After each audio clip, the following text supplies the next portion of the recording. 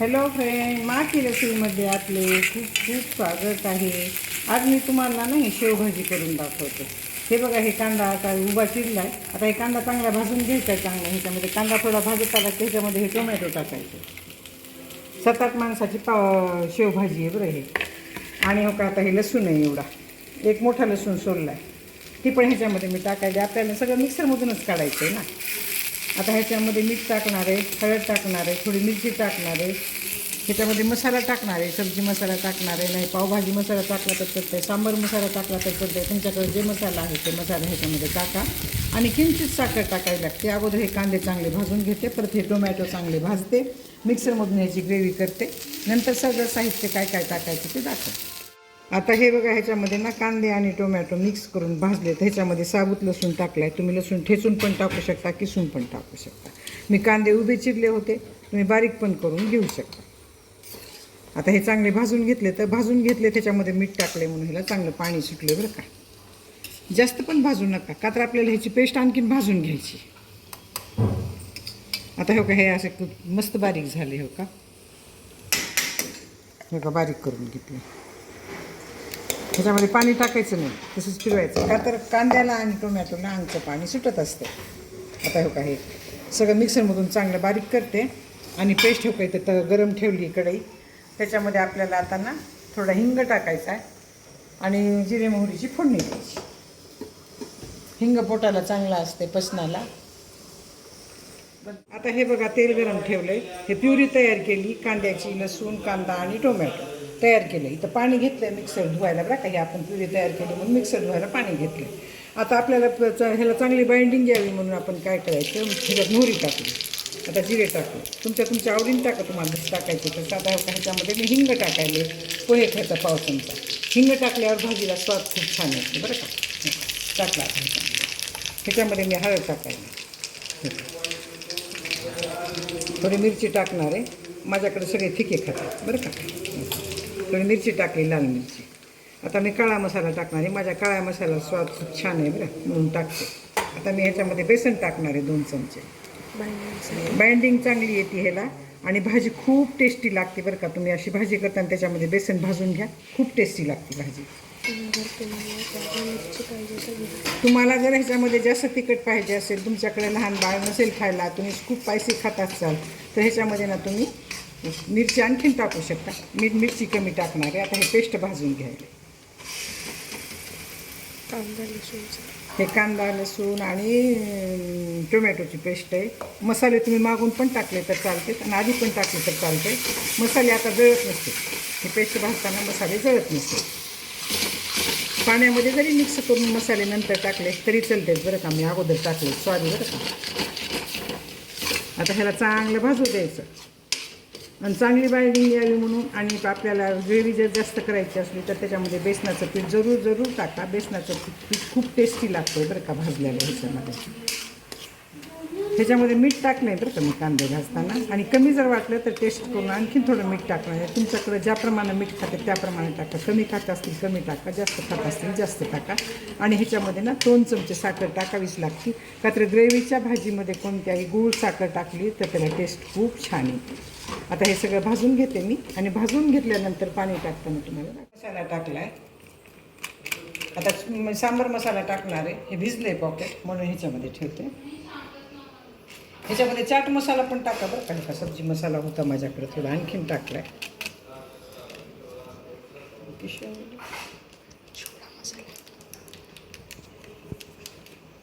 आता हे बघा, ह्याच्यामध्ये ना मी मसाले टाकायले 2-3 प्रकारचे. सांबार मसाला टाकायले, सब्जी मसाला टाकायले, थोडा चिवडा मसाला टाकायले, मॅगी मसाला टाकायले. माझ्याकडे मसाले कमी आहेत म्हणून मी सगळेच मसाले टाकायले. तुम्ही एक सांबार मसाल्यावर पण करू शकता बरं का. आता ह्याच्यामध्ये थोडा सांबार मसाला आहे, ते पण टाकायले मी. खलास झाला, सांबार मसाला पण टाकला आहे. आता ह्याच्यामध्ये तुमच्याकडे चाट मसाला असला चाट मसाला टाका, आमचूर मसाला असला तर आमचूर मसाला टाका. माझ्याकडे आमचूर मसाला आमचूरचं पावडर आहे, आमचूर पावडर टाकायला थोडी टेस्ट चांगली येते. आणि थोडंच टाकायचं बरं का, आपल्याला जसं आंबट पाहिजे तसंच टाकायचं, जास्त टाकायचं नाही. मी पोहे खायचा 1 चमचा टाकला आहे.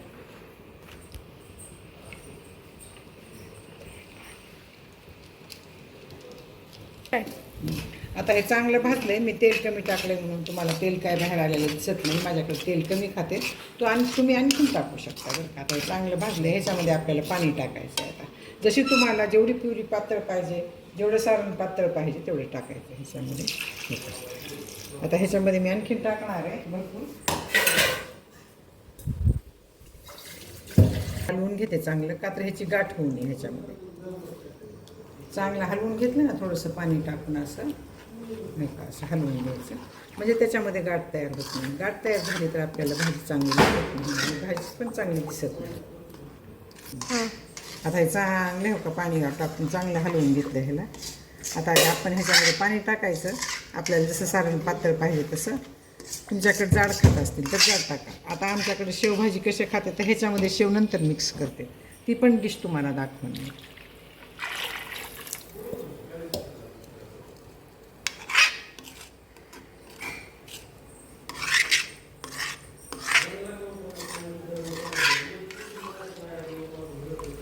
आता छान मिक्स झाले. मसाल्याची गाठ होती ती हो का, बारीक केली. आता ह्याला तेल सुटतंय बरं का, परत वरी तेल सुटतंय. ह्याच्यामध्ये आणखीन थोडं पाणी टाकणार आहे, म्हणजे प्युरी जाड होती. पाणी द्यायचं आणि हे चांगलं शिजलं ना, चांगलं शिजू द्यायचं. आणि त्याच्यामध्ये साखर टाकायची. आपल्याला जर ह्याचं मीठ वगैरे टेस्ट करायचं असलं तर टेस्ट करून घ्यायचं. मीठ कमी टाकू नका. तुमच्याकडे जसं बरोबरीला खात्यात मीठ तसं मीठ टाका. तसं मीठ टाकलं ना की भाजी पण टेस्टी होती, भाजी पण खूप छान लागते. माझ्याकडं मी मिरची कमी टाकली म्हणून ह्याचा कलर इतका लाल येत नाही. तुम्ही जास्त मिरची टाका, कलर लाल येते. तेल जास्त टाका, तर्रीवर येते. आता ह्याच्यामध्ये मी आणखीन टाकायला का तर मला भरपूर पाहिजे भाजी. आता ह्याच्यामध्ये ना मी 2 चमचे साखर टाकते. तुमच्याकडे जर साखर खात नसते तर स्किप करा. आणि लहान मुलं असले तर मिरची पण स्किप करा, टाकू नका. का तर मी चाट मसाला टाकला. चाट मसाला टाकल्यानंतर त्याला थोडा आंबटपणा येते, म्हणून मी ह्याच्यामध्ये आमचूर पावडर आणि चाट मसाला टाकला. चाट मसाल्याने टेस्ट खूप छान येते. आता हे चांगलं शिजू देते. हे बघा, आता हे भाजीचं चांगलं सारण पण खूप छान जाळ आलं आहे. त्याच्यामध्ये आपण बेसन टाकलं होतं ना थोडं भाजताना, म्हणून आता मी डिश तयार करताना तुम्हाला थोड्या वेळाने दाखवते. आता हे उकळून तयार झाले.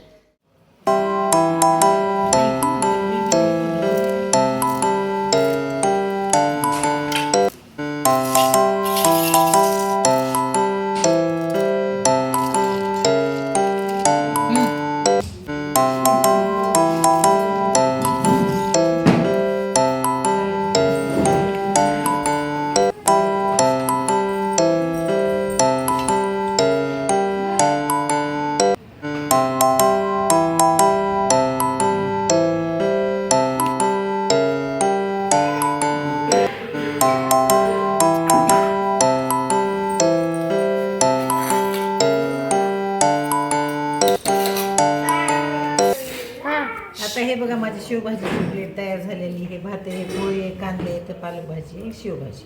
धन्यवाद. Like, share and subscribe. Thank you.